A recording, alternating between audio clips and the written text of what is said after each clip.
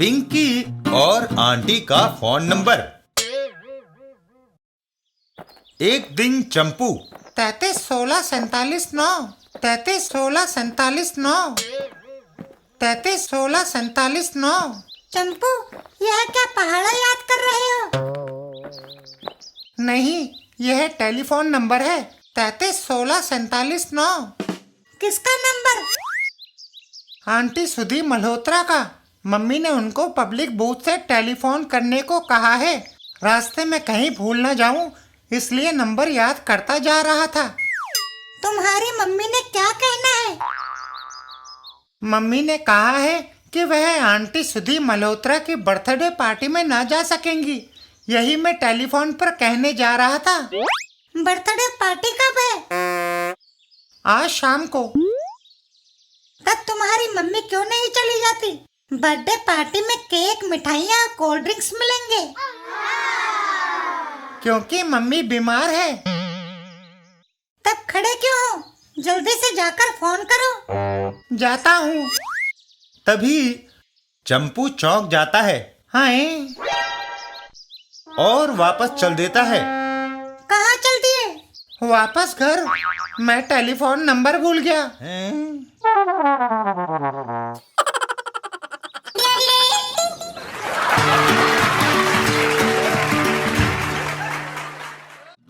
ताऊ जी और टिम्बकटू का बॉक्सर।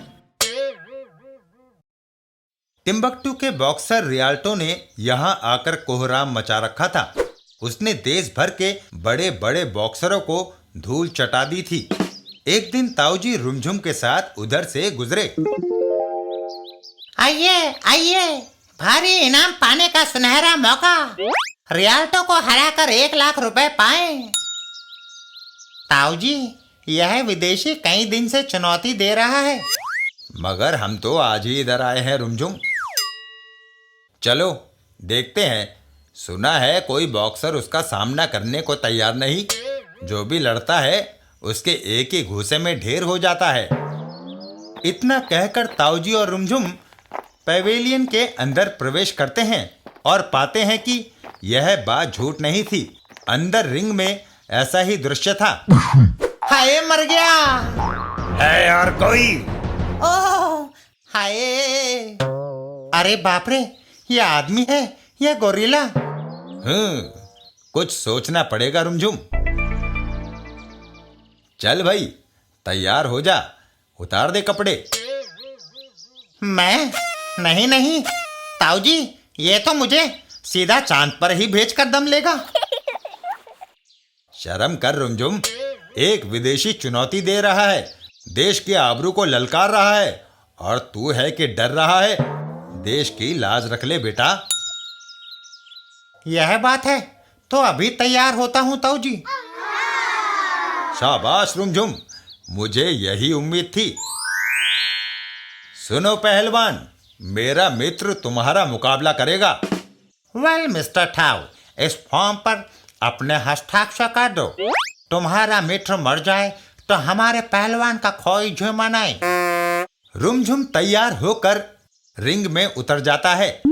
चल भाई, आजा ऊपर। जो आज्ञा ताऊ जी। रियाल्टो और रुमझुम आमने सामने। ये चूहा मेरा मुकाबला करेगा। रियाल्टो रुमझुम की ओर लपकता है। ले संभाल पहला घूंसा, अपनी माँ को याद कर।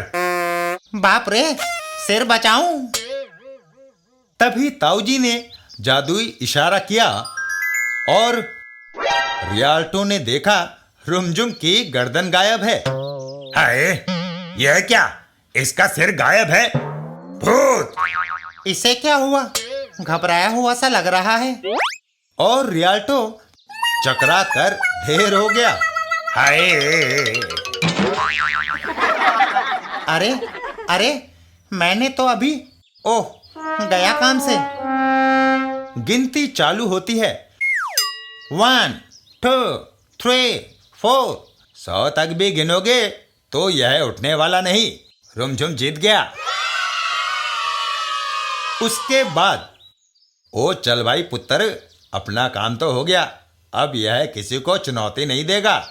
यह काम हमने रुपए के लिए तो किया नहीं था। चलिए ताऊ जी, मैंने कपड़े पहन लिए।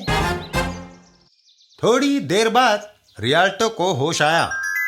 मैं कहाँ हूँ? तुम उस बौने से हार गए। ओह, बेड़ा गर्क कर दिया। अब तुमसे कॉन्ट्रैक्ट समाप्त। दफा हो जाओ। रियाल्टो गुस्से में मैनेजर को एक घूसा जड़ देता है। अबे गधे, सिर कटे भूत से भिड़ा दिया मुझे। तेरी तो ये ले। आओ।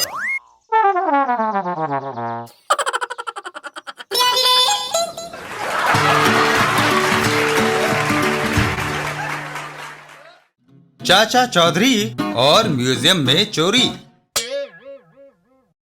मल्टू और पलटू, दो चोर एक रात शहर के एक बड़े म्यूजियम में घुस गए। चुपचाप चले आओ, कहीं कोई आवाज ना होने पाए। म्यूजियम के अंदर, वाह, ये देखो, शहनशाह अकबर और जहांगीर के जमाने की अशरफियों से पेटियां भरी पड़ी है। ये करोड़ों में बिकेंगी। इन्हें बेचकर हम बाकी जिंदगी आराम से बिताएंगे। पर इतने बड़े बक्से चौकीदार हमें कैसे ले जाने देगा? वह सुबह से पहले नहीं उठेगा। मैंने उसे एक नशीली दवा सुंघा दी है। दोनों चोर अशरफियों से भरे डब्बे सर पर रखकर भाग खड़े होते हैं। मल्टू, जल्दी इन अशरफियों के बक्से को ट्रक में रखो। 5 मिनट में सारी पेटियां ट्रक में लग जाएंगी। और अशरफियों को ट्रक में रखकर दोनों फरार हो जाते हैं। आज से हम करोड़पति हो गए। हम क्या, हमारे आने वाले भी रईसजादे कहलाएंगे। दूसरे दिन सुबह म्यूजियम का मैनेजर आता है। सोने के अशरफियों की सारी पेटियां गायब है। जरूर चोर उन्हें ट्रक में लाद कर ले गए होंगे। मैनेजर तुरंत वहां से दौड़ लगाता है। वे अशरफियां राष्ट्रीय संपत्ति थी। यदि चोर उन्हें हड़पने में कामयाब हो गए तो बहुत बुरा होगा। मुझे चाचा चौधरी की मदद लेनी चाहिए। मैनेजर चाचा चौधरी को सारा हाल सुनाता है। भाई साबू, चोर अशरफियों का ट्रक म्यूजियम से भर कर ले गए हैं। ट्रक वापस लाओ। ठहरो चाचा जी, पहले मैं चाय तो पी लूं। अजीब आदमी हो, इतना भी नहीं समझते कि जितनी देर करोगे वह ट्रक उतना ही दूर निकल जाएगा। आपको आम खाने से मतलब है या पेड़ गिनने से? आपको अशरफियों से भरा अपना ट्रक चाहिए ना, वह आपको मिल जाएगा। साबू उठकर चल देता है। चलिए, पहले आप मुझे वह म्यूजियम दिखाइए जहाँ से चोरी हुई है। यह रहा वह म्यूजियम। पर यह कैसे पता चलेगा कि ट्रक गया किस तरफ है? बेवकूफ, यह देख, ट्रक के टायरों के निशान। बस समझ ले ट्रक उधर ही गया है। अब भागो। साबू तुरंत दौड़ लगाता है। ठीक है, मैं चला। साबू एक एक फरलांग के कदम भरता हुआ तेजी से भागता है। थोड़ी ही देर में, अरे पलटू, पहाड़ जैसा आदमी हमारा पीछा कर रहा है। स्पीड बढ़ाओ। लेकिन साबू उनको पकड़ लेता है। अब तुम बचकर नहीं जा सकते।